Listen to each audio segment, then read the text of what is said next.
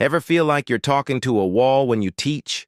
You've got this amazing lesson planned, you're passionate about your subject, but your students just aren't. Their eyes are glazed over, they're doodling, or maybe they're just staring into space. It's frustrating, right? You start to wonder, is it me? Is my lesson boring? What am I doing wrong? Trust me, we've all been there. It's that sinking feeling that no matter how hard you try, you just can't seem to ignite that spark of curiosity.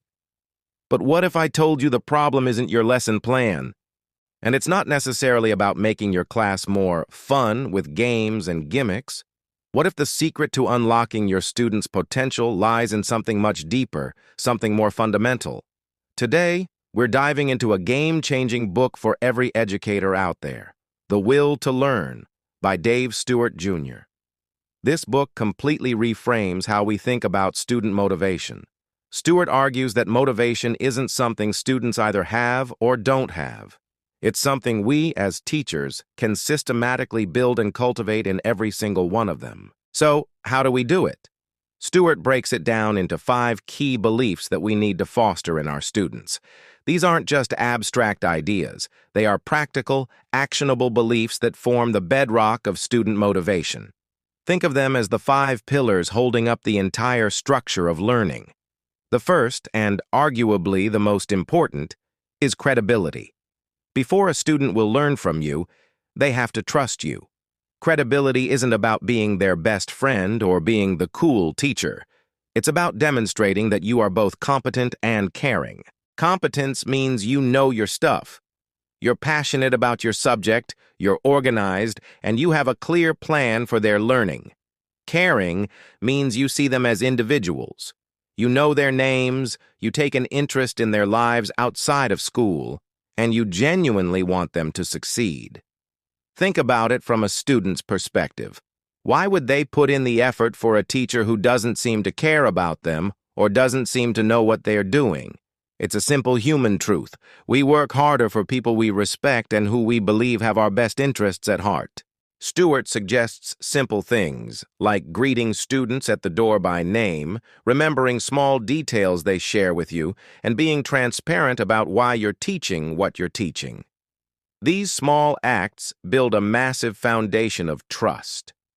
When students see you as a credible guide, they're willing to follow you, even when the path gets tough. The second key belief is value. Students need to see the point.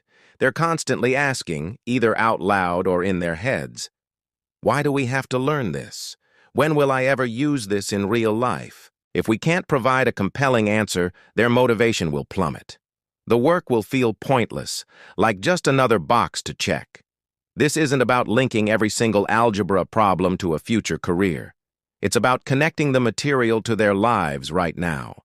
It's about showing them how the skills they're learning, like critical thinking, clear communication, or problem solving, are valuable in any context. Stewart encourages us to be explicit about the why. Start a lesson by saying, today we're going to learn how to analyze a historical document. This is a powerful skill because it helps you spot bias and misinformation, whether you're reading a news article, a social media post, or even an advertisement. You can also connect the content to their interests. If you have students who love video games, talk about the intricate storytelling and character development in those games when you're discussing literature. If they're into sports, use statistics from their favorite teams to teach math concepts. When students see the value in what they're learning, the work transforms from a chore into a meaningful pursuit. Once students trust you and see the value in the work, they need to believe they can actually do it. This brings us to the third pillar, effort. So many students have this fixed mindset that they either smart or not smart. If they struggle with something, they think, see, I'm just not a math person. Our job is to dismantle this myth and replace it with a powerful truth. Effort is what creates ability. We need to constantly praise the process, not just the final product. Instead of saying, wow, you got an A, you're so smart, try saying, I saw how hard you worked on that essay. Your dedication to revising your draft really paid off in the clarity of your argument. This small shift in language makes a huge difference. It teaches students that their intelligence isn't a fixed trait, but something that grows with hard work and persistence.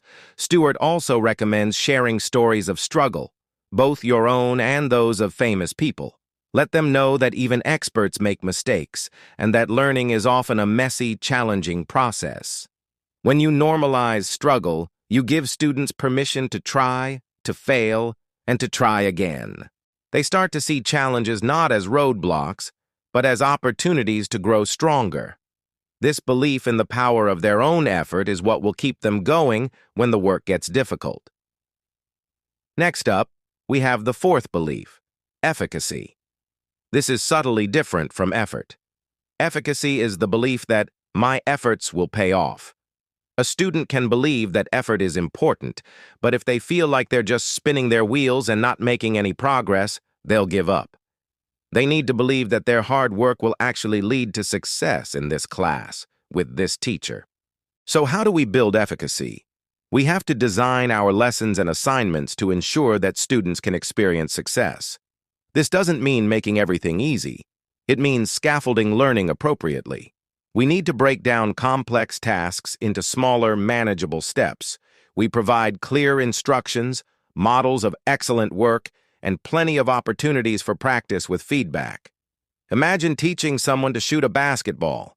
You wouldn't just hand them a ball and tell them to shoot from the three-point line. You'd start them close to the hoop, teach them the proper form, and let them feel the success of the ball going through the net. Then, you'd gradually move them back. It's the same in the classroom. Early, frequent wins build a student's confidence. They start to think, okay, I did that, I can do this. I understand this concept, I'm ready for the next challenge. This feeling of competence, this self-efficacy, is a powerful motivator that fuels their desire to keep learning and tackling harder problems. Finally, we arrive at the fifth and final pillar, belonging. This one is huge. At its core, school is a social environment. Students need to feel like they are a valued and respected member of the classroom community. They need to feel safe. Safe to ask questions without fear of being judged, safe to share their ideas, and safe to be themselves. When students feel like they don't belong, their brains are essentially on high alert. They're more worried about social threats than they are about learning algebra or history. Their cognitive resources are spent on navigating the social landscape, not on engaging with the academic material. As teachers, we are the architects of this classroom culture. We can foster belonging by creating routines and structures that encourage collaboration and mutual respect. We can make sure every voice is heard, not just the loud ones. We can celebrate the diverse backgrounds and perspectives within our classroom. Simple things, like using collaborative learning structures where everyone has a role, or starting class with a brief, positive check-in, can make a world of difference. When students feel seen, heard, and valued by both their teacher and their peers, they can finally lower their guard and open themselves up to learning. They feel like part of a team, all working towards a common goal. So there you have it: credibility, value, effort, efficacy, and belonging. These are the 5 key beliefs that, according to Dave Stewart, form the will to learn.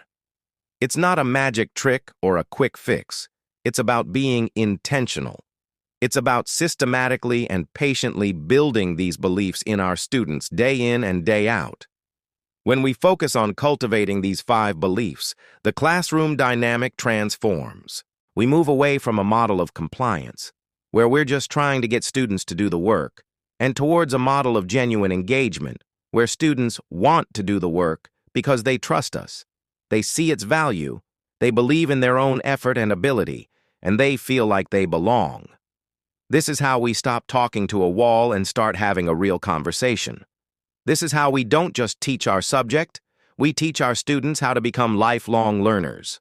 I can't recommend The Will to Learn enough. It is packed with practical strategies and a profoundly hopeful message for any educator who has ever felt discouraged. It reminds us of the incredible power we have to shape not just what our students know, but what they believe about themselves and their own potential. Thank you so much for joining me today to explore these powerful ideas. I hope this gives you some fresh inspiration for your own classroom. What are some ways you build these beliefs with your students? Share your best strategies in the comments below. Let's learn from each other. If you found this video helpful, please give it a thumbs up and consider subscribing for more content on teaching and learning. Until next time, keep making a difference.